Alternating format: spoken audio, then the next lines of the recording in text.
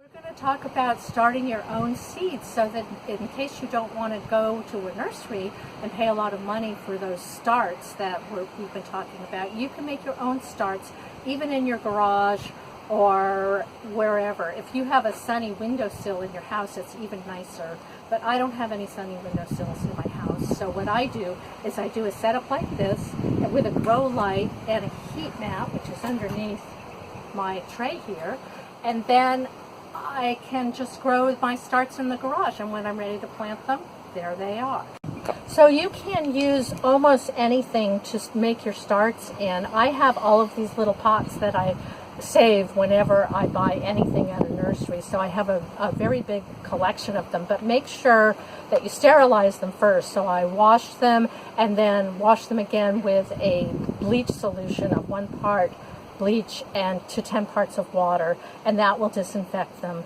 And then you need to use some sort of seed starting mix. And the reason why you have to use a seed starting mix is because it needs to be sterile and it needs to be very easily drained.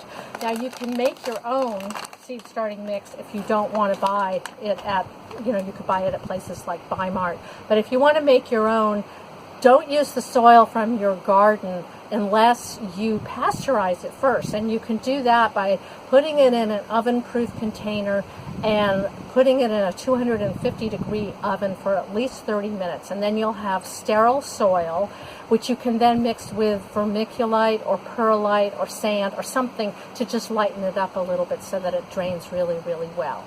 Once you do that, you can fill up your little pots. Oh, and you can also use almost anything you can find to do your seedlings in. You can use egg cartons, you can use toilet paper rolls, you can use clamshells, and one of the benefits of the clamshell is that it already has drainage holes and it has a cover. So that's a nice thing to use. Or you can either just use a plastic container or a cardboard box or whatever you have handy. You can make starts in almost anything. So you don't have to spend a lot of money. So once you have your containers full, then what I like to do is water them first.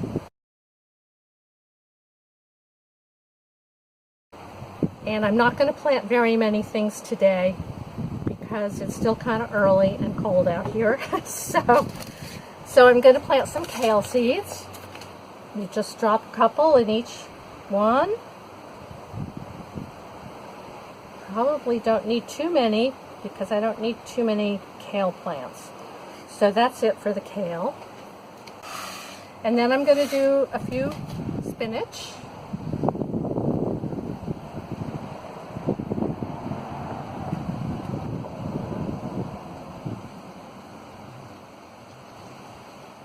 Okay. And then last, I'm going to do some herbs. I have some dill seeds that my neighbor gave me.